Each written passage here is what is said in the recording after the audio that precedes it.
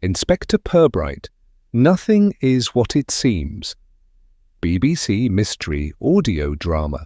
The hall of the Flaxborough Literary Society smelt faintly of varnished wood, damp wool, and a lingering trace of biscuits gone slightly stale. The audience, a collection of ladies in sensible coats and gentlemen whose suits had last been fashionable in the previous decade, settled themselves with the patient rustling of people who had nowhere else pressing to be. On the small platform at the front stood a lectern that had been borrowed from the local church. It lent the proceedings a certain solemnity, though the evening's tone was intended to be one of cultured lightness. At least, that had been the hope of Mrs. Glendower, the society's long-suffering chairwoman, who was now whispering instructions to the fidgeting treasurer about the tea interval. The star performer of the evening, Mr. Colin Frobisher, was a widower of notably restrained habits. His life, as far as anyone in Flaxborough could tell, consisted of quiet meals at home, occasional visits to the library, and meticulous attendance at the Society's readings.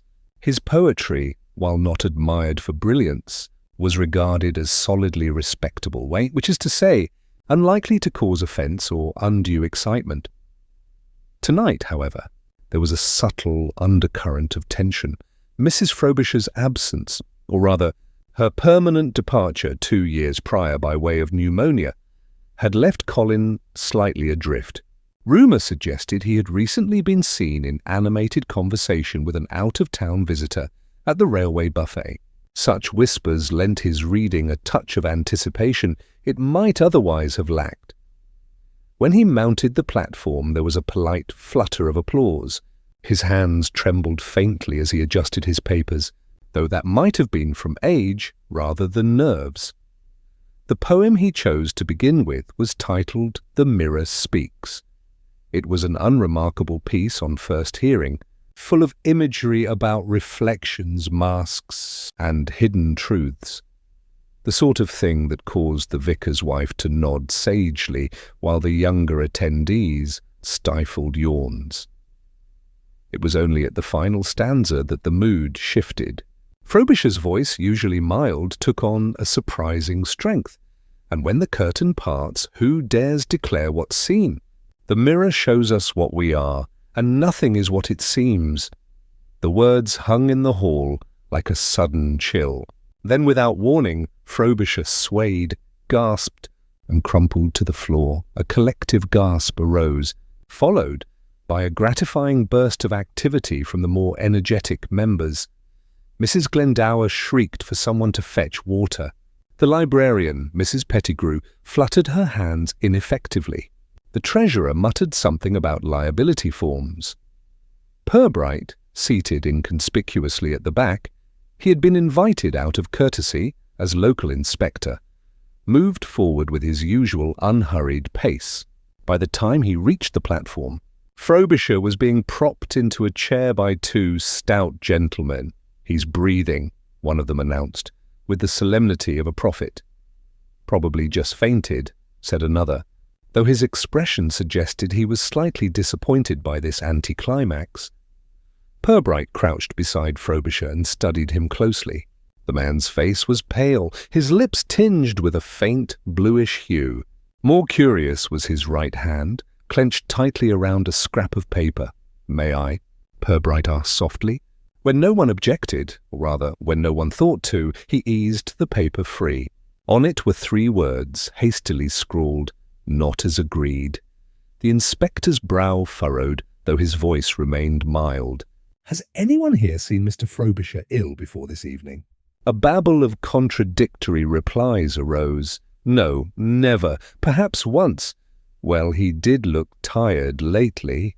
Purbright listened without reacting, his attention seemingly divided between the answers and the peculiar stiff angle of Frobisher's posture. "Let us give him air," he said calmly, "and perhaps some space." By the time the village doctor arrived, red-faced and smelling faintly of whisky, Frobisher had recovered enough to mutter about feeling overcome and request to be taken home. The doctor, after a cursory examination, declared it a simple fainting fit, likely due to excitement or indigestion. The audience, deprived of the drama of a tragedy, began to drift toward the promised tea and biscuits. Purbright lingered. As Frobisher was helped out, he noticed the man's eyes flicker toward the floor where his paper had fallen, then quickly away. The inspector bent to pick it up and slipped it into his pocket without comment. "Strange evening," remarked Mrs. Glendower, appearing beside him with the look of a hostess betrayed by fate. "Yes," Purbright agreed. "Faintly unusual," he said nothing more. But his mind was already turning over the cryptic message, the clenched hand, and the peculiar sense that tonight's excitement was only a beginning. By the following morning, the incident at the Literary Society had achieved the sort of notoriety usually reserved in Flaxborough for the discovery of a fox in the Methodist chapel or the resignation of a council subcommittee treasurer. It had travelled, as news here always did, by a series of channels both efficient and unreliable, from Mrs. Glendower's cleaning woman to the milkman, who passed it to the postman, who relayed it to 3 shopkeepers, all before the postman's own breakfast had cooled. By the time the 10 o'clock bus arrived from Bingham, its passengers already knew that a man had collapsed in convulsions after confessing some terrible secret. At the bakery, Mrs. Arbuthnot was explaining for the 4th time before Elevenses that she had been present herself, a claim at best ambitious, since she had in fact heard about it from her cousin, who had only been in the hallway, and that there had been a dreadful choking sound, quite inhuman, like a man possessed.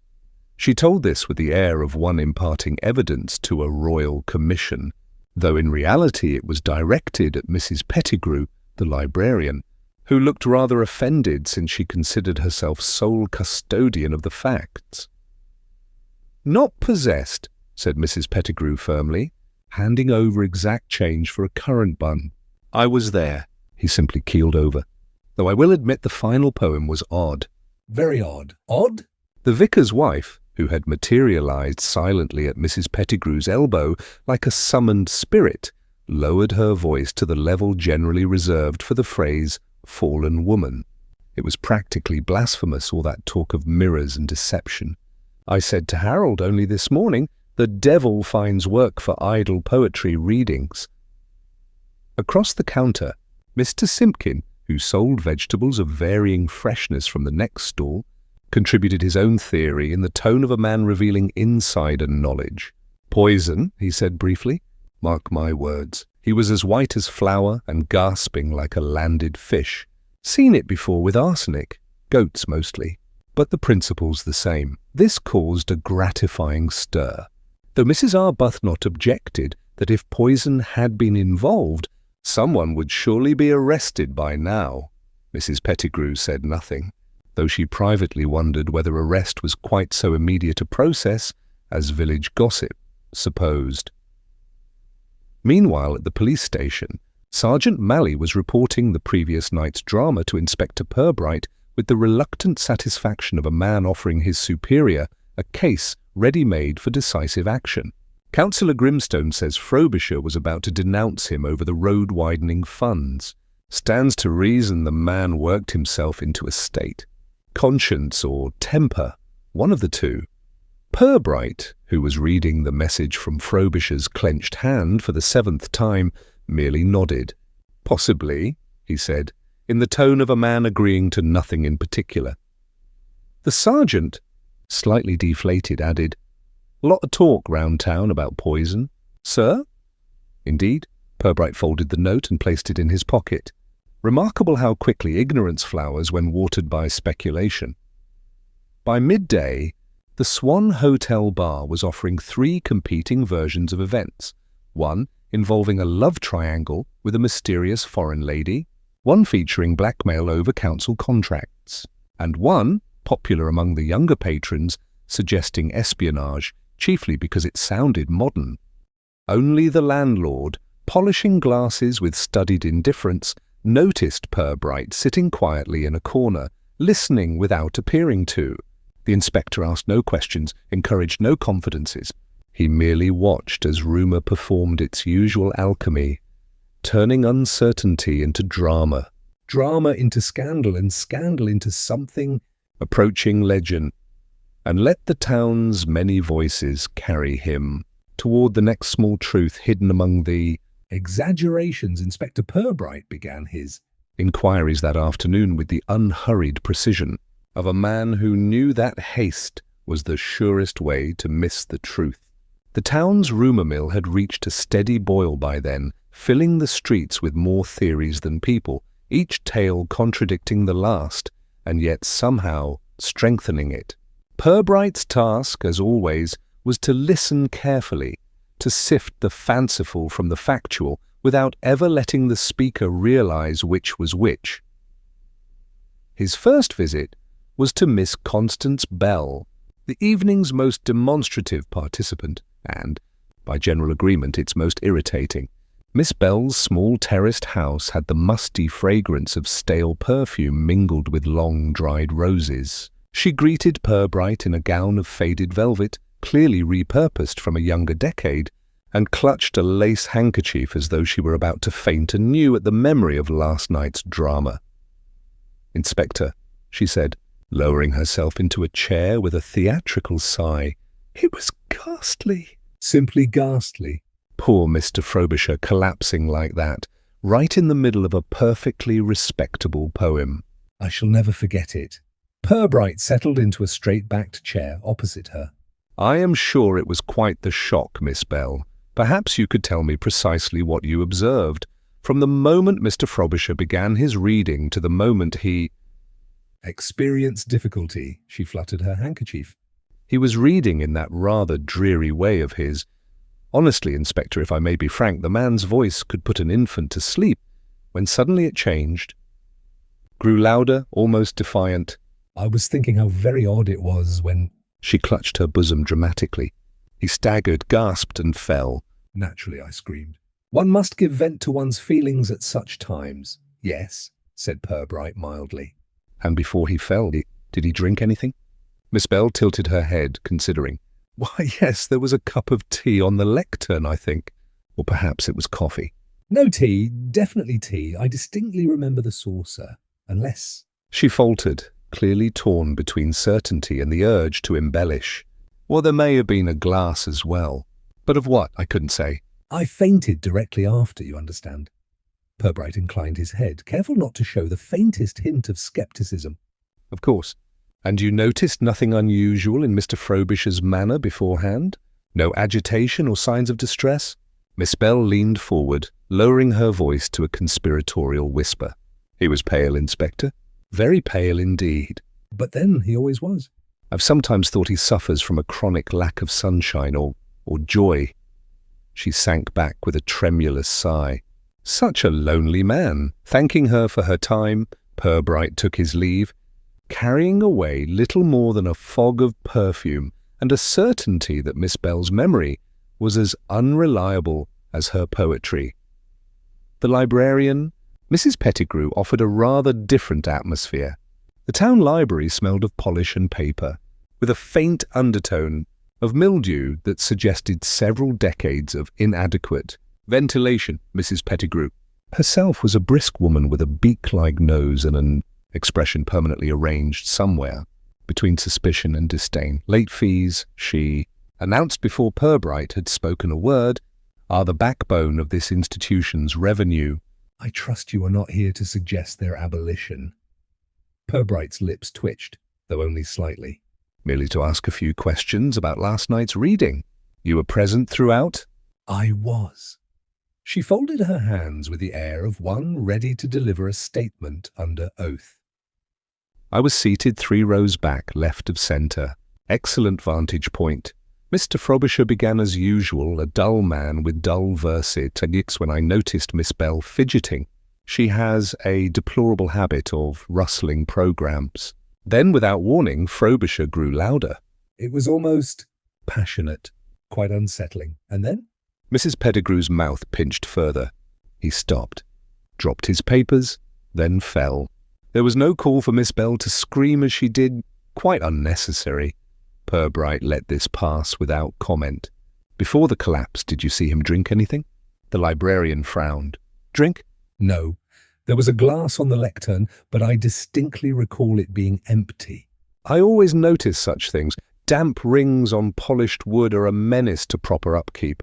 A glass, not a cup? Certainly a glass, she said firmly.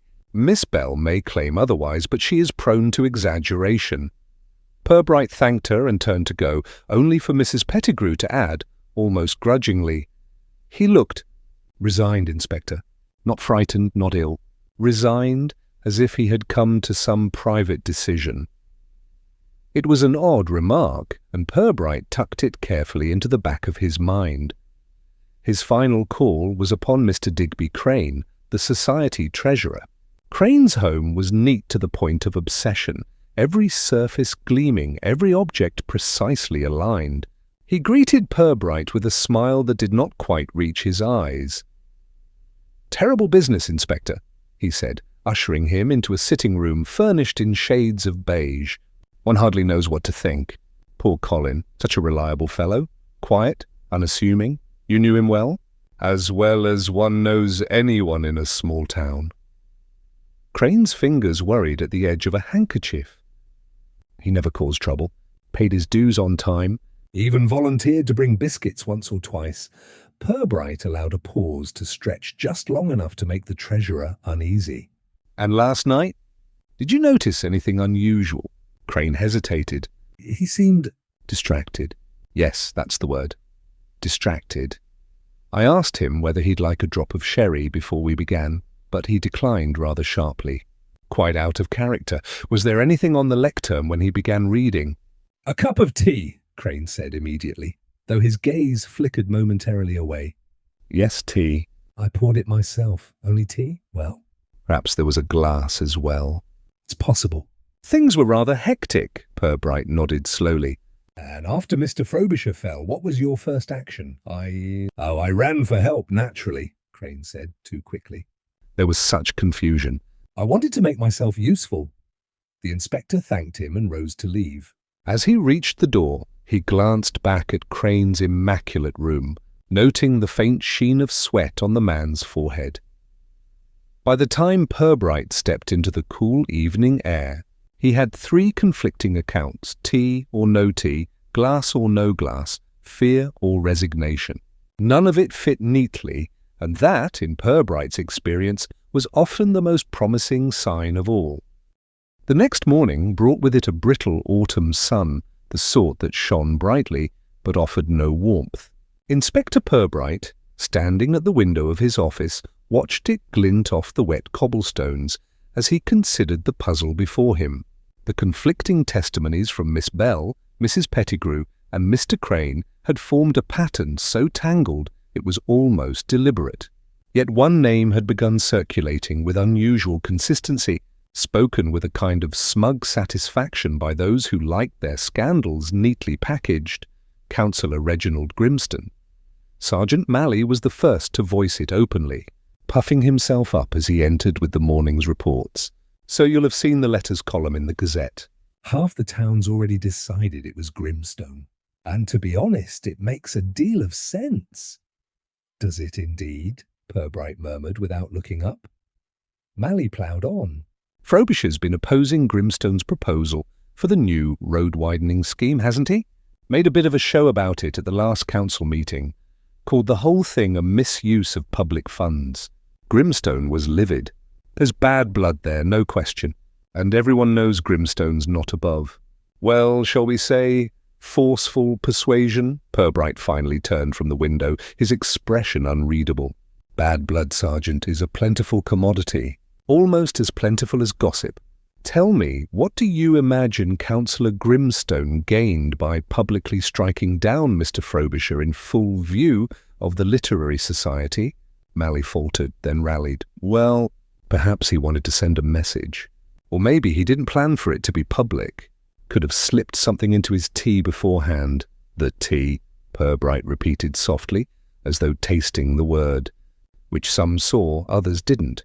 Which was in a cup, or possibly a glass. A singularly flexible beverage." Malley flushed, but stood his ground. "All the same, sir, Grimstone's got motive. And he was there, wasn't he? He was, Purbright conceded, and in a most conspicuous seat by all accounts. Later that afternoon, Purbright called on the councillor at his well-appointed home on Ashcombe Lane. Grimstone was a stout, florid man whose confidence had been fortified over many years by an unbroken string of minor civic triumphs. He greeted Purbright with a hearty handshake that seemed intended to demonstrate both vigour and innocence. "Inspector!" Come in, come in." "I suppose you've come about this dreadful business with Frobisher. Ghastly thing. I told my wife just last night, I said, the man was too tightly wound. Bound to snap sooner or later." Purbright accepted tea, real tea, poured from a silver pot, and settled into an armchair. "Mr. Frobisher's collapse has caused considerable talk. Some have suggested there was conflict between you." Grimstone's laugh was expansive but slightly forced. "Conflict?" "My dear Inspector, in politics there's always a bit of rough and tumble. Frobisher didn't like my road scheme, true enough, but that hardly makes me his assassin." He leaned forward, eyes gleaming with a mixture of challenge and charm. "And between you and me, his opposition was more personal than practical. The man hated change, probably still wrote letters with a quill pen." "You were present at the reading," Purbright said. "Did you notice anything unusual before Mr. Frobisher fell?" Grimstone paused, perhaps considering the direction of the question. "He seemed—" "Distracted, yes. Nervous, perhaps? But then public speaking does that to some." "I didn't see him drink anything, if that's what you're after." "And I certainly didn't tamper with his refreshments." "Refreshments?" Purbright's tone was neutral. "There was a tray with teacups at the back of the hall," Grimstone said, waving a hand dismissively. "Self-serve, I believe. Hardly conducive to poisoning, unless someone were foolish enough to administer it in full view of half the society." Purbright regarded him for a long moment, then nodded as if satisfied. "Quite. You and Mr. Frobisher quarrelled publicly last week, I understand?" Grimstone chuckled again, though this time the sound was brittle. "Quarrel is too strong a word. We exchanged views." "Frankly, Inspector, I believe his death, a fainting fit or whatever it was, has nothing to do with me or the council. You'll find it was his heart." "Or indigestion. Something entirely mundane." When Purbright left, he carried with him the impression of a man outwardly confident but inwardly rehearsed, as though Grimstone had been repeating his lines since dawn. It was, Purbright reflected, a comfortable performance, perhaps a little too comfortable. Back at the station, Mally was eager to interpret the visit as progress. "So he denied it all, eh?" "Typical, they always do." "Mark my words, sir, we'll find a witness who saw him near that tea tray." "Perhaps," Purbright said mildly. "But I prefer to wait until I know precisely what was on the tray." That evening, Purbright walked alone through the quiet streets of Flaxborough. Shop windows were darkening, their displays of sensible shoes and modest hats giving way to reflections of gaslight and early mist. He paused outside the library, recalling Mrs. Pettigrew's remark about damp rings on polished wood, and then glanced up at the town hall clock, noting its steady tick against the hush of the square. It was there, standing quite still, that his mind returned to something seemingly trivial. A fragment of paper he had retrieved earlier that day from a pile of books awaiting reshelving. It had been tucked inside a slim, seldom-borrowed volume of essays on local history.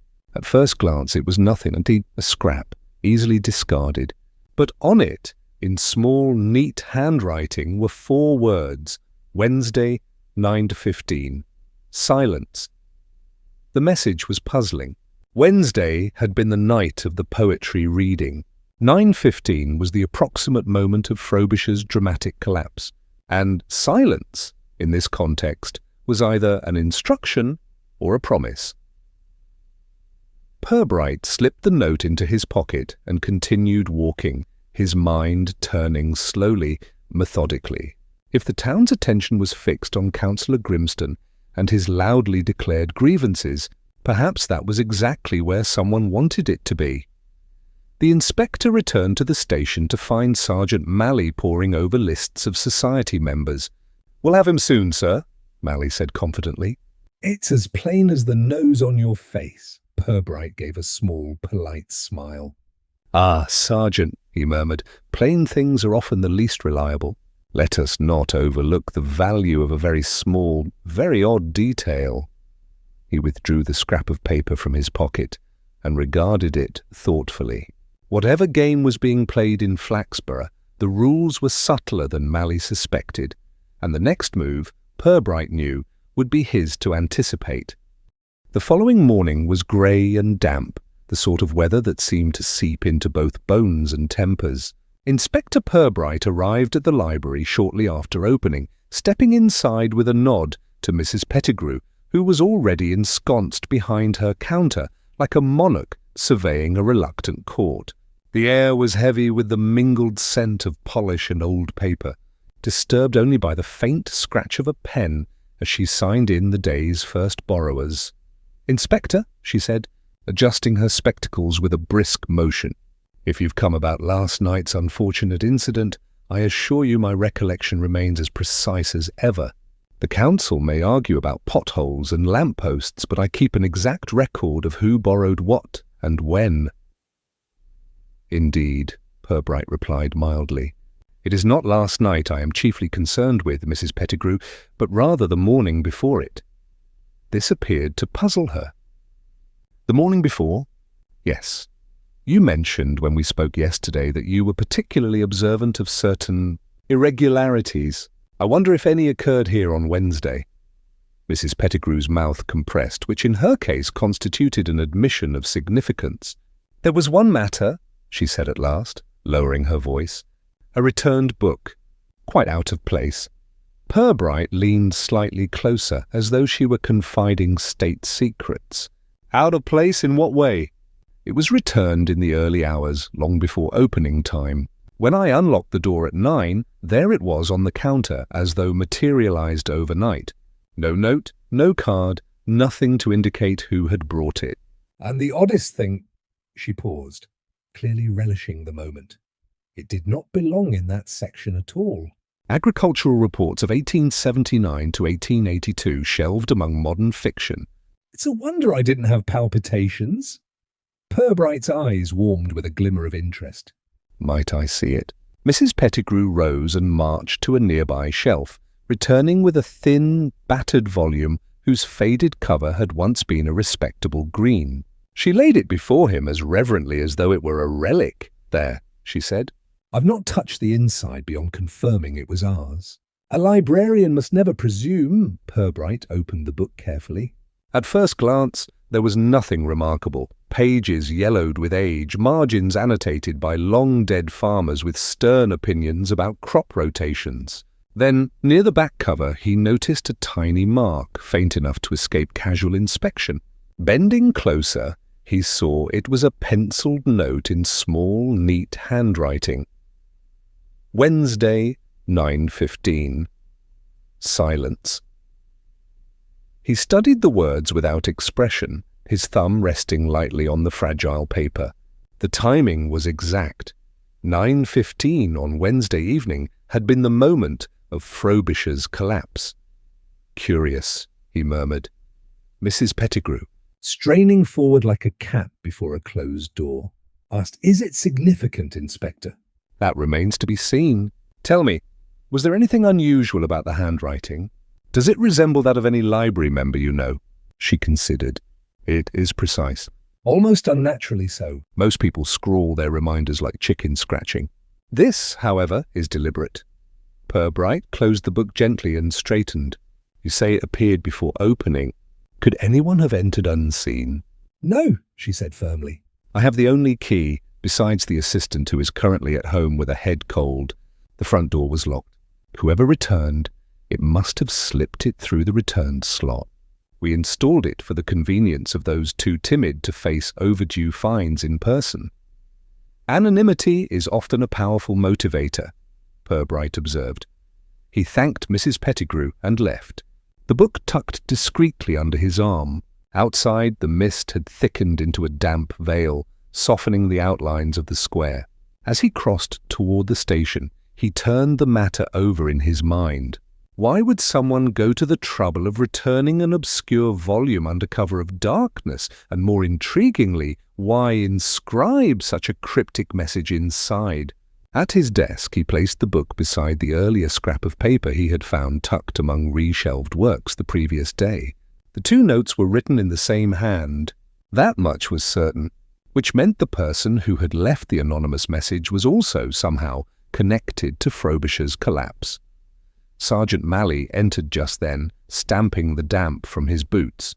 "Still on about that book, sir? I'd wager it's nothing more than some forgetful soul who couldn't face a fine—" "Perhaps," Purbright said, his gaze steady on the matching handwriting. "Or perhaps it is rather more." Malley gave a snort. "While you're puzzling over that, I've been looking into Grimstone.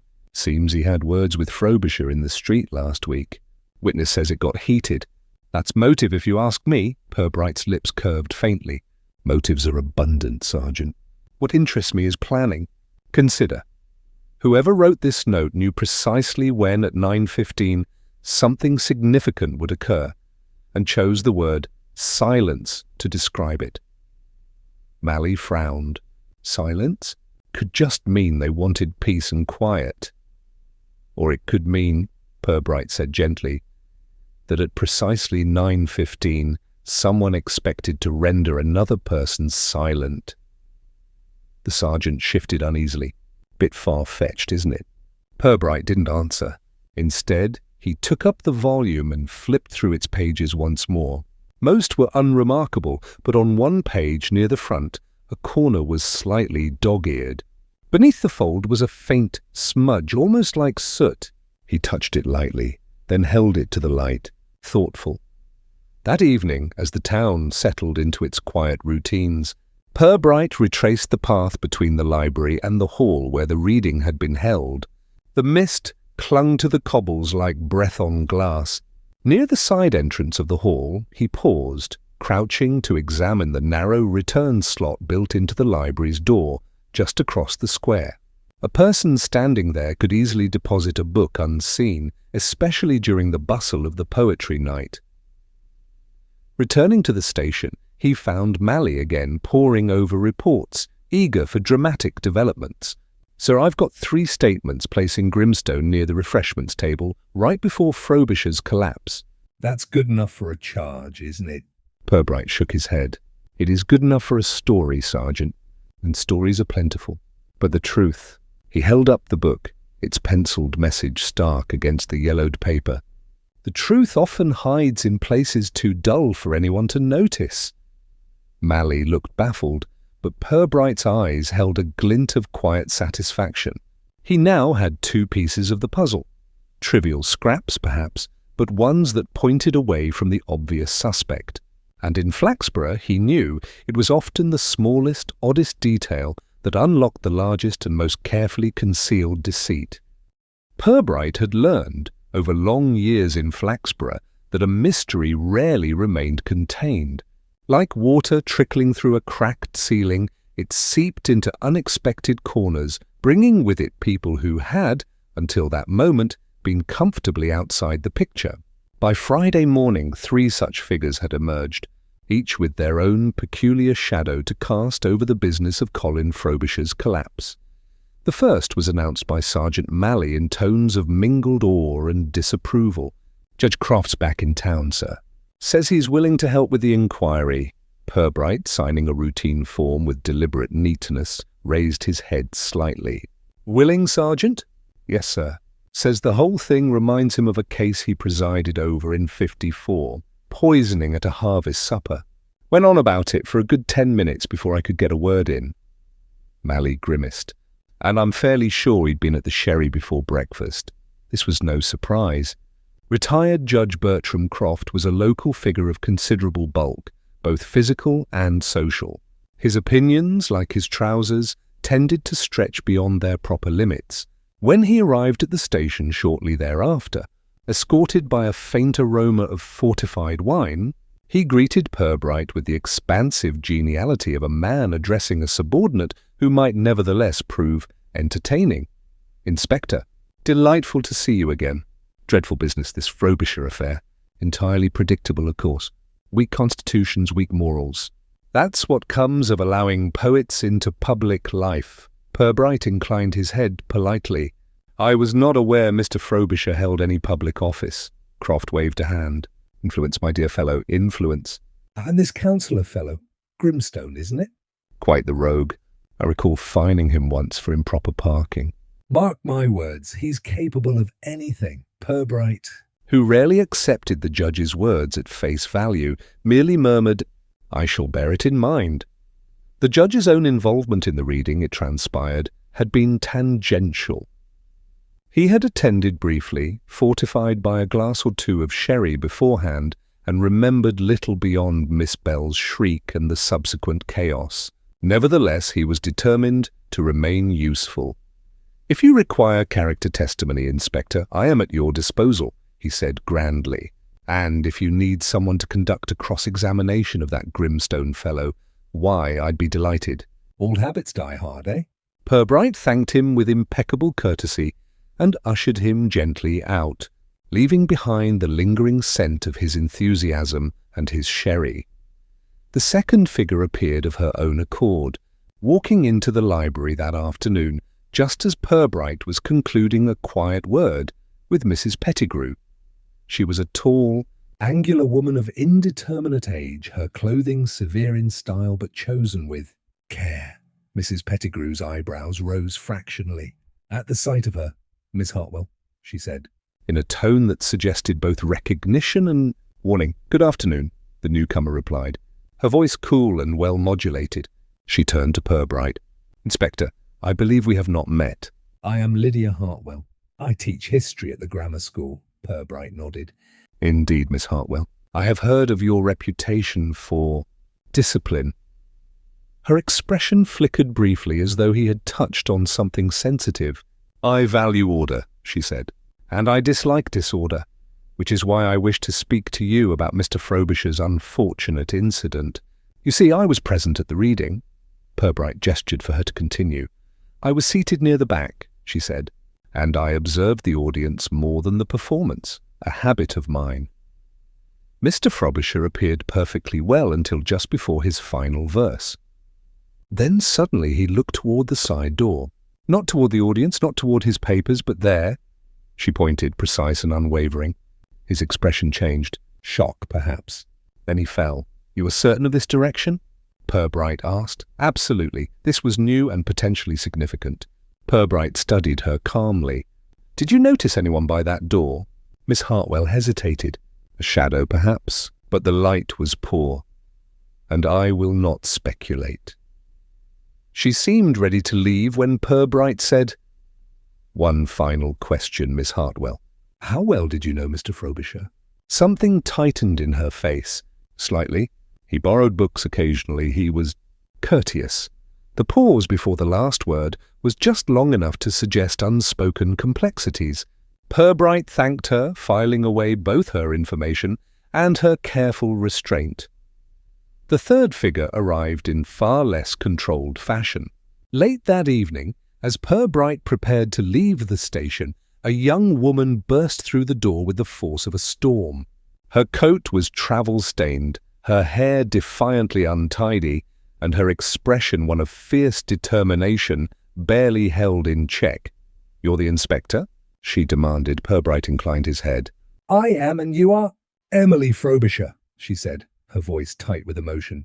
Colin was my uncle. I only just heard. They say he collapsed. That it might have been foul play? That is one possibility, Purbright said gently. You live outside Flaxborough, Miss Frobisher? London, she said shortly. I hadn't spoken to Uncle Colin in years. There was a falling out. Family matters. But I've come because I have a right to know what's going on. She dropped her battered suitcase with a thump, and because there are questions of inheritance. Mally, who had been hovering by the door, stiffened visibly at the word. Inheritance, miss? Emily's jaw tightened. Uncle Colin managed the family estate. There's money involved. Not a fortune, but enough to attract attention. And if someone's harmed him to get at it, I intend to see they don't succeed. Purbright regarded her steadily. Did you discuss these matters with anyone before coming here? No, I came straight from the station. I haven't even told the solicitor yet. Her vehemence rang true, yet Purbright noted the flicker of calculation in her eyes when she spoke of the estate. He offered her a seat, which she declined with a restless shake of her head. As she left, he turned to Mally. You see, Sergeant, how swiftly the field expands. Yesterday, we had a single suspect and a single theory. Now we have a retired judge, a schoolmistress with sharp eyes and sharper silences, and a niece who arrives the very moment inheritance becomes a topic. Mally groaned. And you don't think Grimstone's our man anymore? Purbright's faint smile held both patience and irony. I think, Sergeant, that Flaxborough seldom offers us the luxury of so simple a solution. The truth, like a misfiled book, often sits quietly in the wrong place until someone thinks to open it. He glanced toward the evidence table where the mysterious volume still lay, its penciled message as enigmatic as ever. Somewhere among these new arrivals, he felt, lay a clue as delicate and decisive as that single faint word, silence. The next morning began in an entirely unpoetic fashion, with a loud, echoing boom that rattled windows across the town square and sent a flock of startled pigeons spiralling skyward. Inspector Purbright, halfway through a modest breakfast of eggs and toast, paused mid-bite as the unmistakable sound of a small explosion reverberated through the misty air. Within minutes, Sergeant Mally appeared at the station door, breathless and red-faced, his helmet slightly askew. "Town hall boiler room, sir," he blurted. "Something's gone off down there. Smoke everywhere." Nobody hurt, at least not yet. "But the councillors are in a flap." Purbright rose at once, setting his tea aside. "Let us take a look before their flapping obscures the facts entirely." By the time they reached the scene, a crowd had already gathered despite the chill morning. The townsfolk stood in clusters, muttering excitedly and pointing toward the rear of the town hall, where a thin plume of smoke curled from a low stone outbuilding. Two firemen in their heavy coats were emerging through the haze, their faces smeared with soot, but their expressions briskly competent. "It's out now," one of them reported. "More of a flash than a fire. Some papers singed, boiler cracked a bit, but nothing serious." Councillor Grimstone, looking unusually pale beneath his habitual flush, hurried forward. "Inspector, this is an outrage!" First, Frobisher collapses in mysterious circumstances, and now the very heart of our civic operations nearly goes up in flames. "You must act." "I shall certainly examine the matter," Purbright said evenly. "Where precisely did the disturbance originate?" The fireman gestured toward the open doorway. "Near the old coal bin, sir. We think a build-up of gas. Happens when these places aren't aired properly." "Or when someone interferes deliberately," Grimstone interjected, glancing around as though expecting the culprit to step forward. Purbright's expression remained mild. "Perhaps." "Let us not decide before we have evidence." Inside, the room bore the scorched, acrid scent of recently doused smoke. Soot streaked the stone walls, and a few charred scraps of paper clung stubbornly to the edges of a toppled metal filing cabinet. Purbright knelt beside the cabinet, examining the blackened remains. One ledger lay half-burned, its cover curled inward like the petals of a dying flower. "Could have been much worse," Mally muttered, prodding the floor gingerly with his boot. Purbright carefully turned a page of the damaged ledger. The entries were written in neat columns, though several lines had been reduced to ash. Then he reached a section where a single page had been deliberately torn out. The ragged edge was fresh, its whiteness stark against the surrounding soot. He held it up so that Mally could see. This, Purbright said quietly, did not burn. It was removed before the fire. Mally squinted at it, then at his superior. Could have been an accident. Someone might have taken it for proper business reasons. Possibly, Purbright agreed, though the timing is remarkably convenient. Tell me, Sergeant, what sort of records are kept in this ledger? Grimstone, who had edged closer despite the smoke, cleared his throat. Council expenses, naturally. Maintenance costs, procurement lists, that sort of thing. Nothing exciting, I assure you. Nothing exciting to you, perhaps, Purbright said. To someone else, perhaps quite the opposite. The councillor flushed deeper, a vein pulsing at his temple. Are you implying— I am implying nothing, Purbright interrupted gently. I am observing. As they stepped back into the cold air, Miss Bell and Mrs. Pettigrew were already offering their own explanations to anyone within earshot. Miss Bell insisted she had seen a mysterious figure in a dark coat hurrying away from the town hall moments before the explosion, while Mrs. Pettigrew claimed it was clearly a case of poor maintenance and that she had been warning about the state of the pipes for years. Everyone's got a theory, Mally muttered. Indeed, Purbright said, his gaze drifting over the crowd. The difficulty lies in finding which theory contains a seed of truth. They returned to the station with the half-burned ledger carefully wrapped in brown paper. Once in the quiet of his office, Purbright laid it on his desk and examined the remaining pages with a magnifying glass. Most entries were ordinary: invoices for paint, wages for road crews, the occasional purchase of tea for council meetings. But one section caught his attention: a recent list of disbursements connected to the proposed road-widening scheme. Several figures had been written, crossed out, then rewritten in different amounts. Frobisher opposed this project, Purbright murmured to himself. Strongly, according to multiple accounts. Mally leaned over his shoulder. Maybe he found out someone was fiddling the numbers. Grimstone, perhaps. Perhaps, Purbright echoed, though his tone lacked conviction. But consider this. If Frobisher had proof of wrongdoing, why would the evidence vanish in a fire the very night after his collapse? The sergeant blinked. You think the two are connected? I think, Purbright said, carefully turning the charred page, that coincidences are like mushrooms in Flaxborough. They spring up overnight and most are poisonous. As they worked, a knock sounded at the door. It was Lydia Hartwell, the schoolmistress, her usual composure slightly frayed.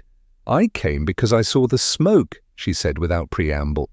And because you should know something. Last night, I returned to the library to fetch some papers I had left behind. As I passed the town hall, I heard voices by two men arguing. I couldn't distinguish words, only that one sounded angry, the other frightened. Did you see them? Purbright asked. No, by the time I reached the corner the voices had ceased, and the door was closed. Her account added a subtle thread to the growing web, though whether it strengthened or tangled it remained unclear. Purbright thanked her and promised discretion. When she had gone, Mally said, "Two men, arguing near the boiler room. That's practically a confession, or merely a conversation," Purbright replied. We must resist the temptation to leap from shadow to substance. As the day wore on, Purbright's thoughts returned to the torn-out page. Its absence nagged at him more than the fire itself. A missing page could contain anything: a single damning figure, a name written carelessly, a date aligning too closely with another event. Whatever had been on it was now somewhere else. Perhaps in the pocket of the person who had caused the fire in the first place. That evening, when most of the town had retired behind drawn curtains, Purbright walked alone through the square. The scent of smoke lingered faintly in the cold air, mingling with the comforting aroma of baking bread from a nearby shop. The town hall loomed dark and solid, its damaged outbuilding casting a hunched shadow. He paused, listening. Somewhere a clock struck 9, its chimes measured and calm. The same hour as the previous Wednesday's reading. The same hour as Frobisher's final defiant verse and sudden collapse. 9:15, the penciled note had said. Silence. Purbright turned slowly, his gaze sweeping the square. Somewhere, in the neat facades and respectable shutters of Flaxborough, someone was working very hard to keep a different kind of silence. one that required not only misdirection, but destruction. And as of this morning, that silence had begun to burn. Inspector Purbright sat alone in his office long after the station had grown quiet, the faint ticking of the wall clock marking the steady creep of time. Outside, the mist had thickened into a pale curtain, softening the street lamps into blurred halos. The world seemed distant and muffled, as though it, too, wished to avoid involvement in the unpleasant tangle currently occupying his thoughts. On his desk lay the few tangible pieces of the puzzle. The scorched ledger, its missing page a silent accusation, the slim green library book with its cryptic penciled note, and a series of hastily scrawled reports from Sergeant Malley, full of eager certainty but little substance. Purbright's fingers moved lightly over each item in turn, like a pianist considering the opening chords of a complex and untested composition. Flaxborough, he reflected, had always been a town of surfaces. Its streets were lined with respectable facades, brick houses with polished knockers, shops with neatly painted signs, council buildings designed to inspire trust through symmetry and dullness. Even the gossip that ran ceaselessly beneath those facades had a certain polish to it, a veneer of humour that made spite seem merely sociable. People in Flaxborough did not openly hate, they merely disapproved, quietly and often, until the target of their disapproval either adapted or vanished. Beneath that polite surface, of course, lay the same human impulses found anywhere: ambition, resentment, fear, and the peculiar satisfaction that came from seeing one's neighbour stumble. Here, though, those impulses were carefully managed. They were folded into committees, softened into subclauses, and disguised beneath the soothing language of civic duty. It was a town where grudges could simmer for decades without ever boiling over, unless, perhaps, someone decided to turn up the heat. Frobisher's collapse had been a stone dropped into that carefully contained pond. At first glance it seemed a small stone, one man fainting during a poetry reading, hardly a matter for scandal. But the ripples had spread with startling speed, touching councillors, librarians, retired judges, schoolmistresses, and now a suddenly reappearing niece with questions of inheritance. What troubled Purbright most was not the expansion of the circle, but the precision of it. Each new development had arrived just when the town's attention seemed ready to settle on a single narrative. First, everyone was sure Frobisher had merely suffered from ill health. Then Grimstone's quarrel with him surfaced, redirecting suspicion toward political motives. No sooner had that theory begun to gain traction than a fire conveniently destroyed records, or rather, a fire destroyed nearly all the records except the one page someone had already removed. The timing was too neat, too deliberate. Yet no one in Flaxborough would ever admit to planning such things. Here, malice did not stride boldly across the stage. It crept softly behind the curtains, whispering instructions to the unwitting actors. Purbright leaned back in his chair and allowed his eyes to close, not in fatigue, but in concentration. He pictured the hall on the night of the reading, the stiff-backed chairs, the fidgeting audience, Frobisher standing at the lectern with his unremarkable voice suddenly taking on a strange strength. He imagined Miss Bell's theatrical swoon, Mrs. Pettigrew's pinched disapproval, Crane's nervous glance at the tea tray, and Grimstone's ruddy face turned toward the stage like a man waiting for an opponent to falter. Then there was that side door. Miss Hartwell had been certain Frobisher looked toward it just before he fell. She had seen a shadow, nothing more.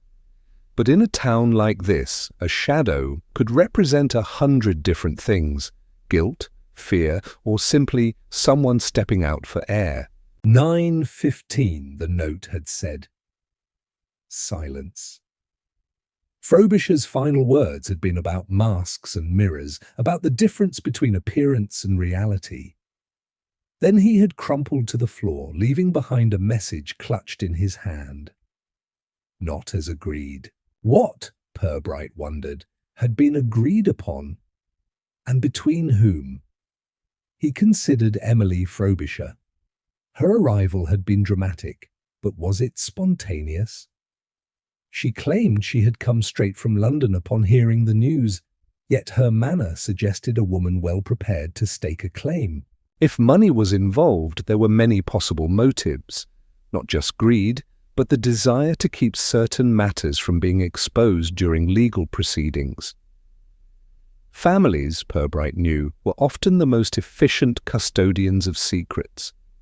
Then there was Judge Croft, bumbling and expansive, apparently harmless in his retirement. He presented himself as a relic of past authority, yet he seemed oddly eager to steer suspicion toward Grimstone. Was it merely habit, or had the judge some reason to deflect attention from elsewhere? Lydia Hartwell remained the most difficult to read. Her testimony had been precise, her manner controlled, yet there had been that fractional hesitation when asked about her connection to Frobisher.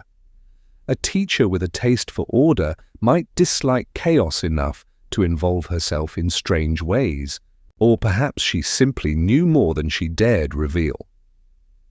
Purbright opened his eyes and studied the ledger once more. The road-widening project, inflated figures, crossed-out numbers, a quarrel played out in public meetings. Grimstone had motive, certainly. But Grimstone was also too obvious. A man so used to public confrontation would not need to hide behind anonymous notes and covert fires. If he had wanted Frobisher silenced, he would have done it noisily and with witnesses. The missing page was key. Someone had risked much to remove it, first by tearing it out, then by setting a fire to disguise the act. That someone understood not only what was on the page, but also what questions its absence would raise. It was a calculated move, executed with calm precision. Flaxborough prided itself on calmness. Its residents liked to believe that theirs was a town where nothing truly shocking could happen, where disputes were resolved over tea rather than in courts. But Purbright knew better. Civility, in its way, was more dangerous than open hostility. A shouted quarrel was visible, containable. A smile could conceal far more lethal intentions. He rose and crossed to the window. From here he could see the faint glow of lamps in the square, the blurred outlines of passers-by hurrying through the mist. To anyone watching, it would seem an entirely ordinary evening in an entirely ordinary town. Shops closing, curtains drawn, lives proceeding in their neat, predictable patterns. Yet behind those curtains, beneath those patterns, Purbright sensed the quiet hum of conflict. It was not loud enough to disturb the surface, not yet. But it was there, persistent and patient. He returned to his chair and carefully placed the green library book atop the ledger, aligning their edges as though order on his desk might summon order in the case. Somewhere within this tidy stack of paper lay the thread that connected Frobisher's collapse, the torn page, the anonymous note, and the fire. When that thread was found, he suspected it would lead not to an outsider or a stranger, but to someone perfectly at home in Flaxborough. Someone who knew how to smile while hiding a knife behind their back, or, in this case, a match. The clock ticked on. Purbright allowed himself one final reflection before extinguishing the lamp. In a town built on polite lies, the truth was never shouted. It was whispered, then hidden, then buried beneath layers of ceremony and respectability. His task was to listen not to the words themselves, but to the silences between them. And somewhere, among those silences, waited the answer to why Colin. Frobisher had fallen so suddenly, and why the town seemed determined to look everywhere except where the truth lay, quietly waiting. On Saturday afternoon, Inspector Purbright set his small plan in motion with the quiet satisfaction of a man arranging a chessboard while appearing merely to tidy the pieces. He extended polite invitations that morning to several individuals, each chosen with deliberate care, but under the guise of casual courtesy. A tea gathering, he explained, to thank those who had assisted him in various small ways during the week's confusion. There was nothing official about it, merely a gesture of appreciation. The venue was the sitting room of Mrs. Glendower's house, borrowed for the purpose thanks to her fondness for hosting gatherings that allowed her to collect useful scraps of information without seeming to pry. She was delighted to oblige, seeing in the inspector's plan both civic duty and social entertainment. By 4 o'clock, the room was comfortably full. Judge Croft occupied the largest armchair like a ship at anchor, his bulk balanced precariously as he accepted repeated refills of sherry. Lydia Hartwell sat upright on the edge of a settee, her posture as severe as her dark dress. Emily Frobisher, still restless from her journey and from the unresolved question of inheritance, paced occasionally before forcing herself to sit. Councillor Grimstone, flushed and hearty, alternated between booming laughter and wary silence. Even Miss Bell was present, fluttering her handkerchief and providing a constant hum of half-whispered remarks. Mrs. Glendower presided over the teapot with the solemnity of a high priestess. Plates of cakes and sandwiches were passed with polite murmurs. At first, the conversation was safe and superficial. The weather, the latest council dispute over refuse collection, a brief digression into the scandal of Mrs. Turner's over-ambitious begonias. Purbright contributed little beyond an occasional question, his manner mild and almost distracted, yet his eyes missed nothing.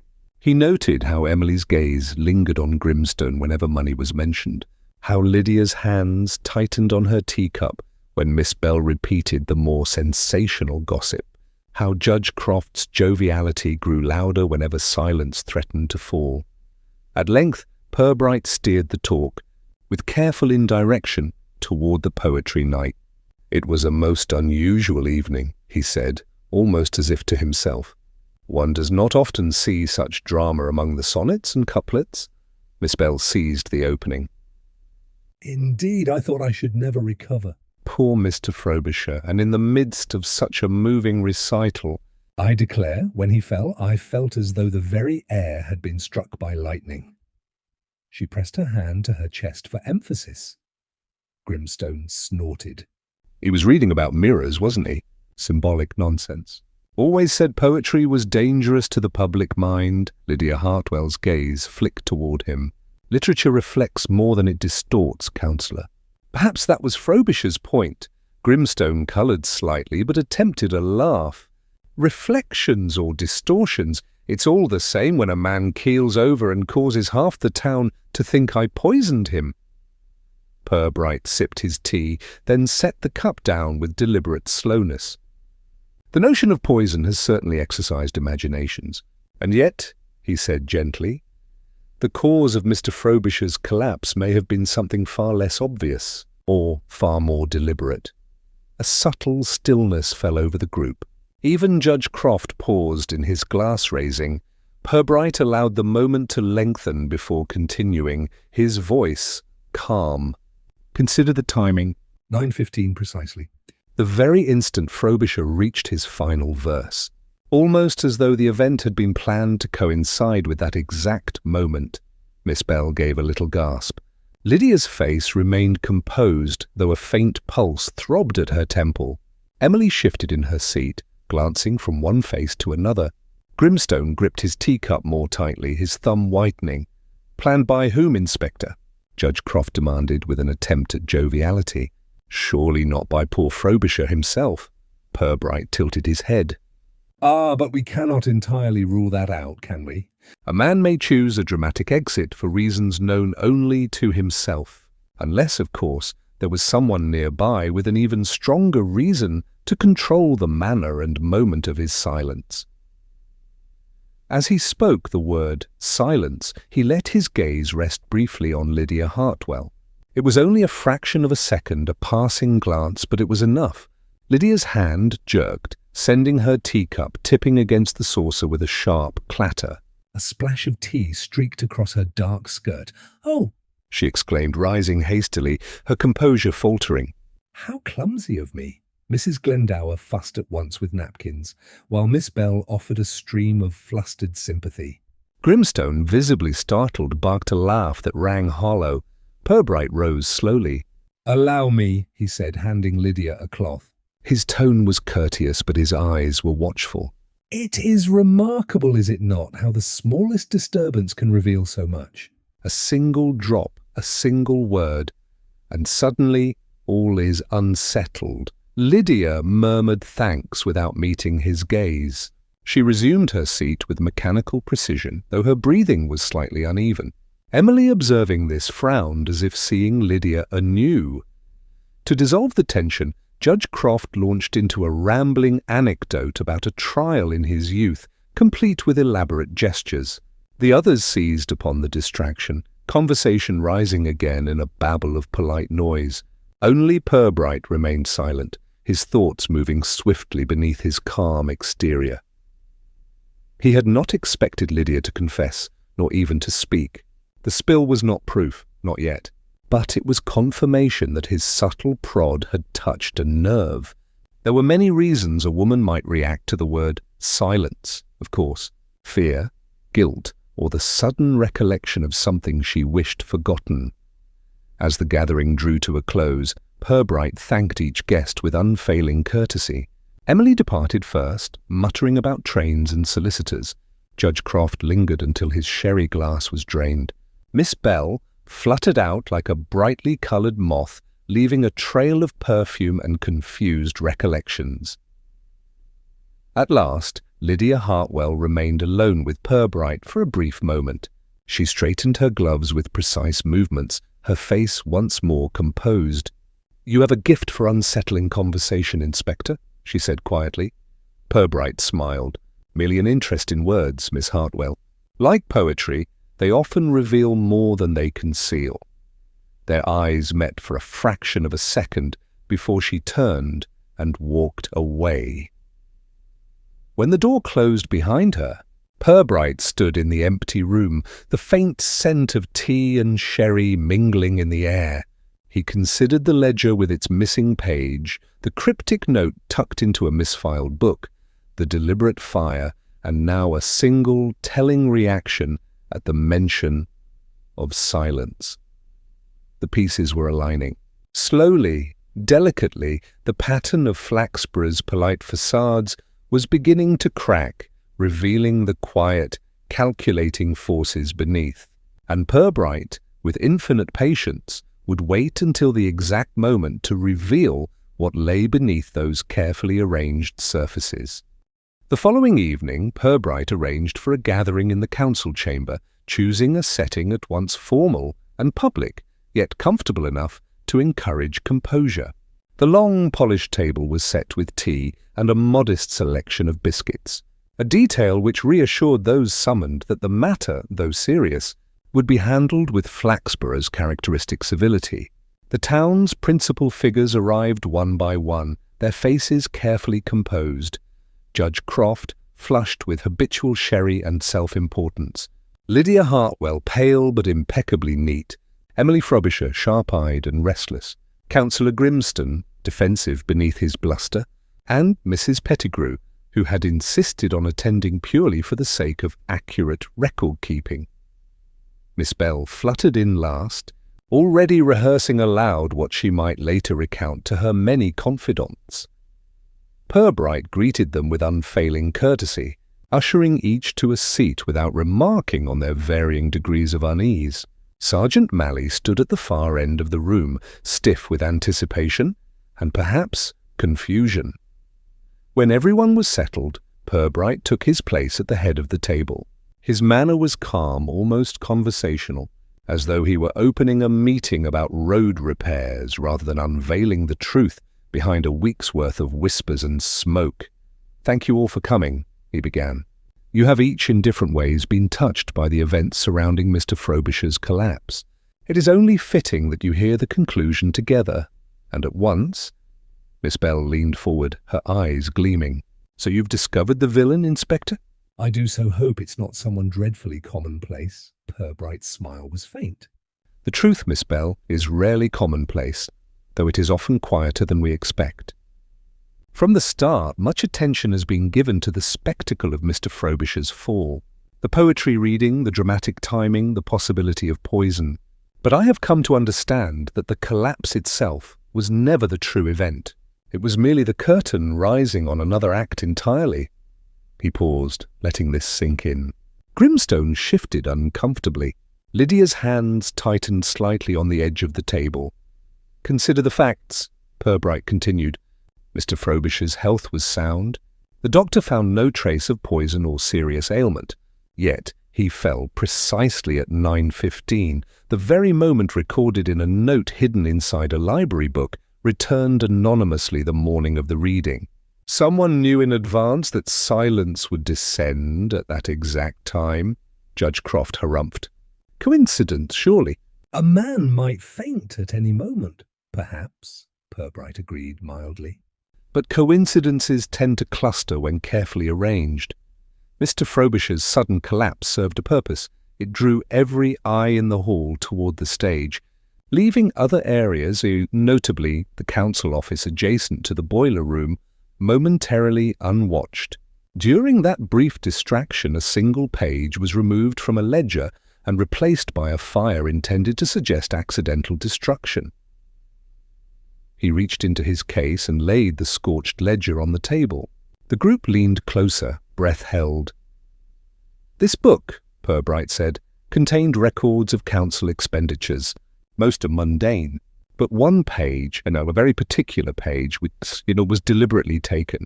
That missing leaf, I believe, listed payments connected to an incident many years ago." "An incident that certain citizens would prefer never to see the light of day." Grimstone's face darkened. "Are you accusing me, Inspector?" "Is this about that road scheme nonsense again?" "No, Councillor," Purbright said evenly. "Your quarrels with Mr. Frobisher were loud and public, but ultimately trivial. The person who removed this page acted not for profit, but for preservation. Preservation of reputation and perhaps of the entire delicate structure upon which this town's respectability rests." The room stirred uneasily. Even Miss Bell was silent for once. Purbright's gaze rested finally on Lydia Hartwell. "The evening of the reading, you told me you saw Mr. Frobisher look toward the side door before he fell. That was the precise moment his accomplice, for he did have one, enacted their part of the plan. Mr. Frobisher's collapse was carefully rehearsed, designed to create confusion and sympathy. In that moment, another entered the council room, retrieved the incriminating page, and departed unnoticed. Lydia's composure held, but only barely. A faint tremor touched her lips. "You believe I was that person?" she said softly. Purbright inclined his head. "I do. The test at Mrs. Glendower's tea confirmed my suspicion. When I spoke of silence, you reacted instinctively." "You knew the word's true significance because you had written it yourself," Emily gasped, half rising. "But why?" "What could possibly be worth all this? The fire, the deceit, Uncle Colin pretending to collapse like some second-rate actor." Purbright's voice was gentle now, almost sympathetic. "Because decades ago a scandal occurred. A scandal involving funds meant for the town's schools. Judge Croft was a young barrister then, Grimstone a fledgling councillor, others merely beginning their civic careers. Money vanished.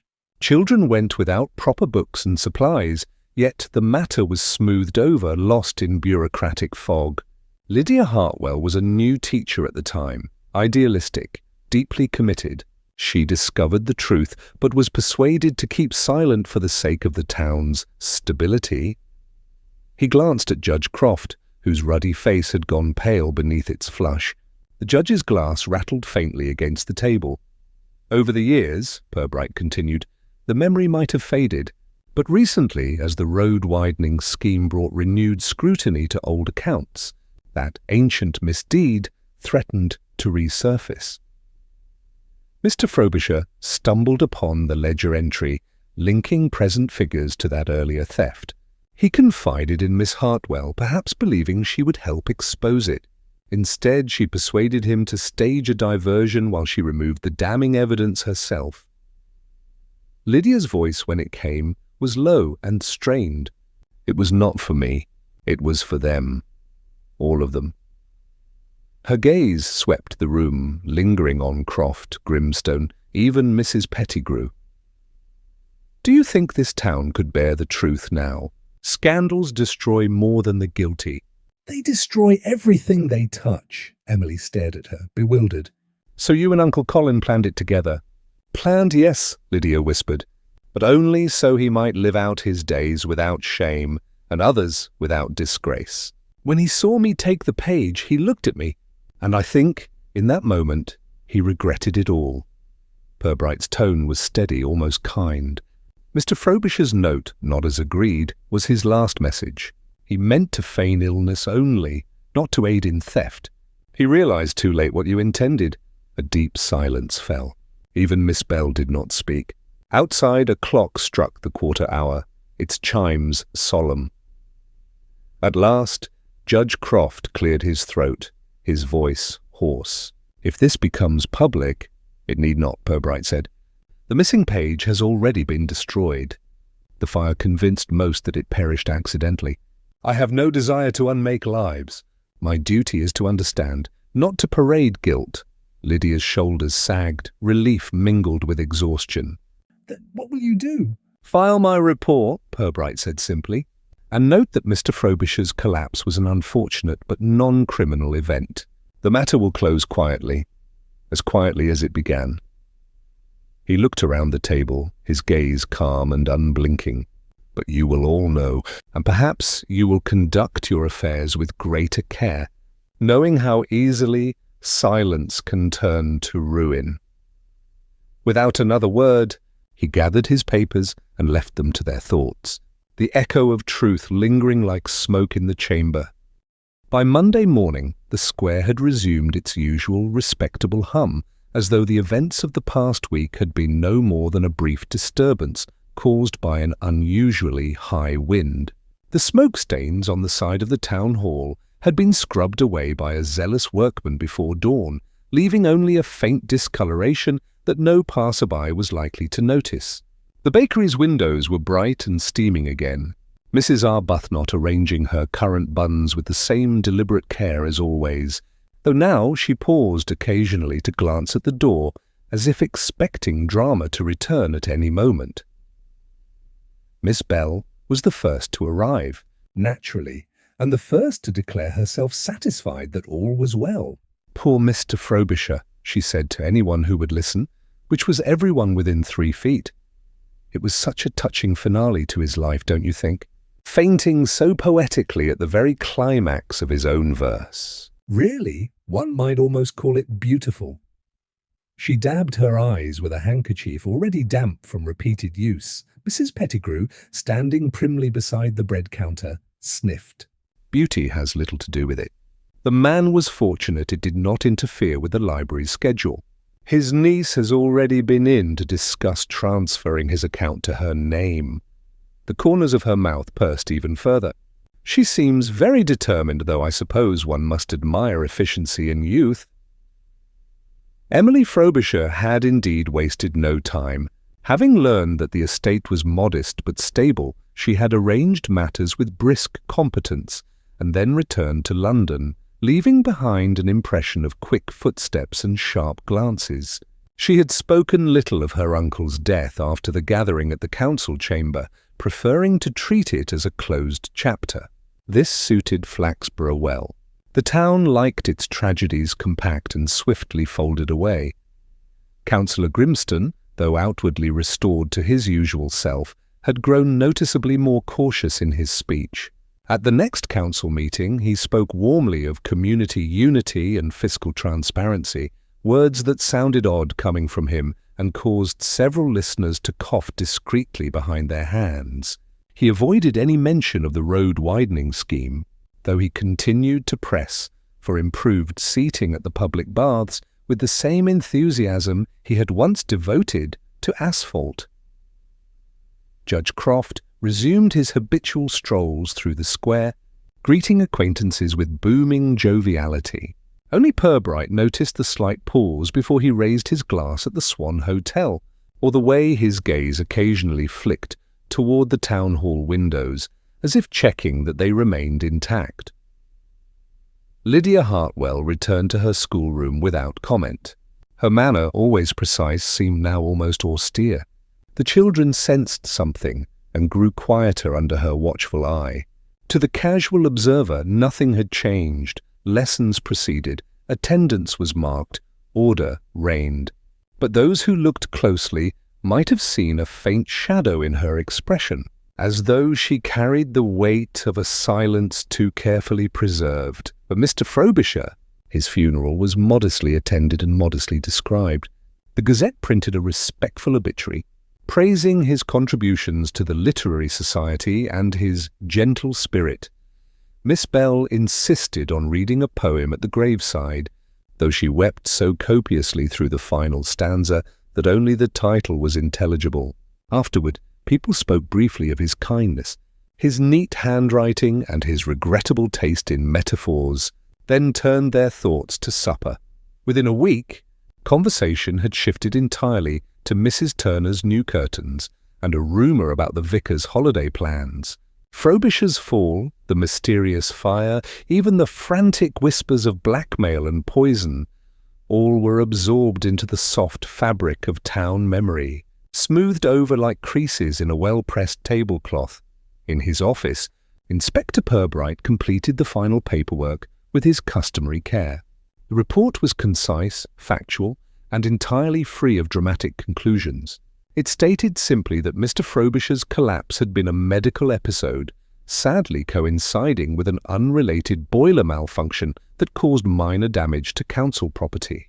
The missing page from the ledger was described as lost in confusion, and no mention was made of staged distractions or decades-old scandals. Mally watched him sign the last sheet with visible discomfort. "Begging your pardon, sir, but don't you think it leaves a bit too much unexplained? Seems like there ought to be some names in there somewhere." Purbright folded the papers neatly. "Names, Sergeant, are very much like matches. Used carelessly, they can set off fires best left unlit. Our task is to keep the town from burning, not to hand out kindling." Mally frowned, clearly unsatisfied but unwilling to press further. "As you say, sir." When he had gone, Purbright remained seated, his gaze drifting to the window. Outside, the square was bathed in pale winter sunlight. People moved about their errands with the slow, steady rhythm of habit.